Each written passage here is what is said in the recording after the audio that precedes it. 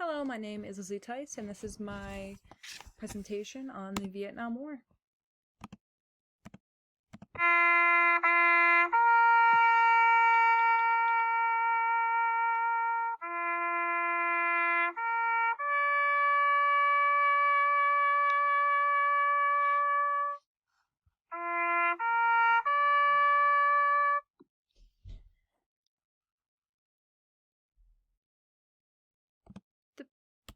The picture on the screen is North and South Vietnam, and just to give an image of what the battlefield like, and the Vietnam War is a very controversial war in history of the United States, and it was a very costly and difficult war for all parties involved.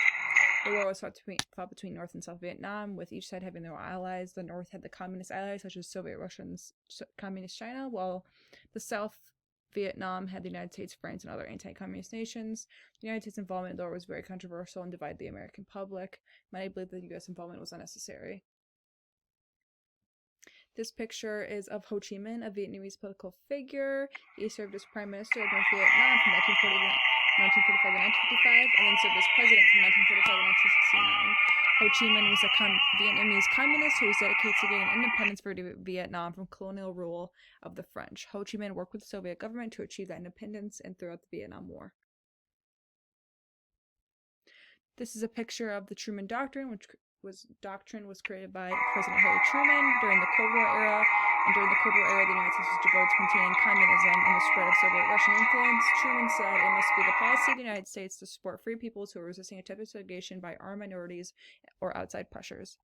This is a picture of the draft, the men signing up for the war. To provide aid in Vietnam, the United States held a draft for many years, and they drafted over 2.2 million American men out of a pool of 27 million. Many opposed the draft or even tried to flee.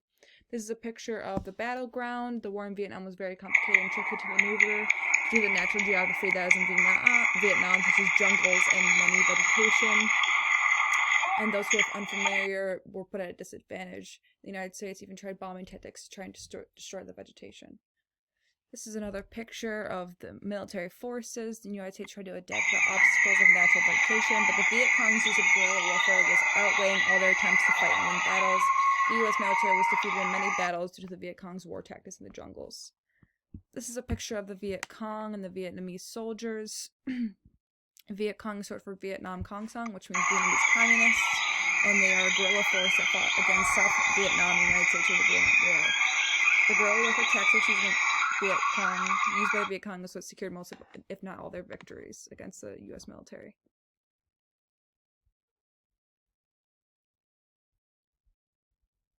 This picture is an example of how the Viet Cong dug tunnels and were able to maneuver through the jungles without being seen or allowing for surprise attacks. The Viet Cong were always in camouflage and in hidden foxholes. The Viet Cong created traps that have natural resources, such as traps in the ground where you could fall in, bamboo spikes, and also booby traps such as a porcupine that would release a large wall of spikes if a vine was tripped on. The Viet Cong had ranges of types of soldiers, and some even included villagers that would assist in slowing down the southern armies by installing the bamboo spikes. This is a picture of soldiers walking through the terrain. The United States and South Vietnamese armies suffered greatly from the guerrilla warfare tactics. The Viet Cong learned to advance unseen, dodge patrols, and take down military aircraft from unseen places. Every day the military was being attacked from every which way and unable to defeat them due to their tunnels and foxholes they had dug throughout the jungle. The Viet Cong were able to sneak in and out of enemy lines and take hostage and even bomb some bases.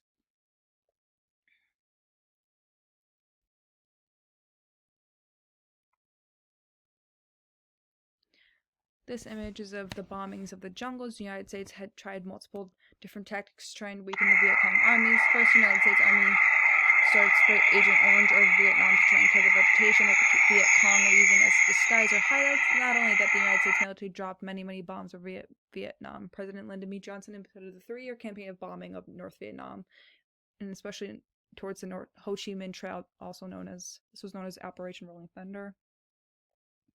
This is a map of the prison camps that prisoners of war were kept in. The Viet Congs would capture the prisoners from the American side, and they were treated horribly by the Viet Congs while being stuck in their prisons. They were tortured and starved. There were 13 prisons and prison camps, and the most well-known was Hao Lo Prison, also known as Hanoi Hilton. The prisoners of war were treated horribly. They were tortured by waterboarding, straputa, which is being tied up and hung, and it would break your bones, irons, beating, and long periods of solitary confinement. They were starved, but they did use Morse code to communicate each other to attempt to keep their sanity, and the soldiers were treated horribly by the Viet Congs, and they did all they could to survive.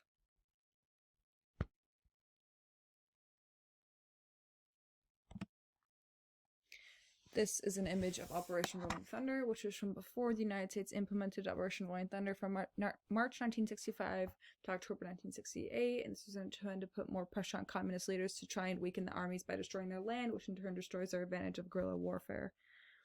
This, in turn, increased United States involvement in the Vietnam War. A main focus was Ho Chi Minh Trail, which was used by Viet Cong and North Vietnam to transport supplies and manpower.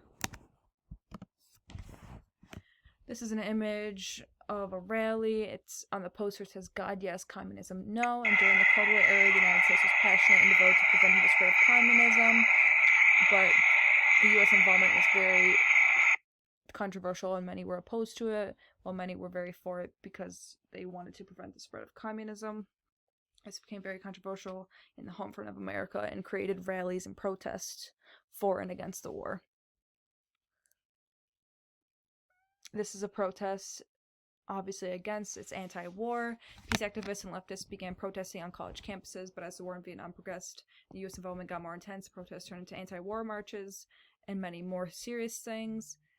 They were associated with the hippie movement because they both favored and demanded for peace and anti-war. These protests were typically made up of young people and hippies, such as people at the college level.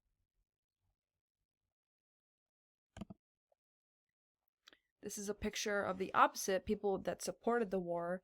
America was very divided. The United States held a draft of the years, and many people, it was popular for people to dodge the draft by going to different countries, such as Canada. And many people were angered by those fleeing and avoiding the draft. The United States home front was divided. And through the Vietnam War, there were many protests and marches against the war, but also for the war and against the people that were dodging the war and not supporting the war and the soldiers involved with the war.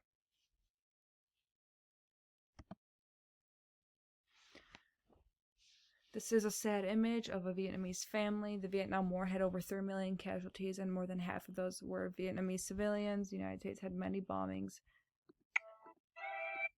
implemented throughout the war, and they also dropped Agent Orange, which is a herbicide and defoliant chemical to kill off the vegetation in Vietnam. This can create serious medical issues for those who come in contact with the herbicide that are often irreversible. This was seen as inhumane in this field, the anti-war campaigns as well, and many innocent people were killed from the war.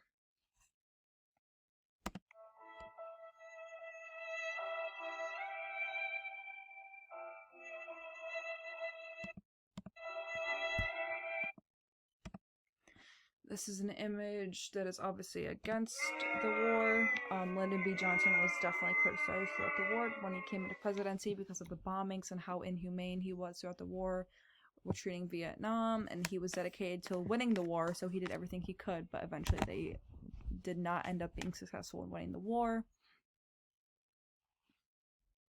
And the United States was filled with protests throughout the Vietnam War, and the public was very upset with the president.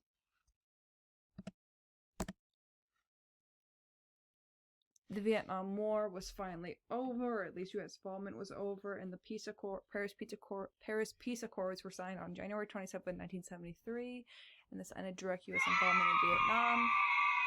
And from February to April 1973, all the prisoners of war, 590 of them, were returned home, and this was known as Operation Homecoming. The United States was officially done in Vietnam. The end.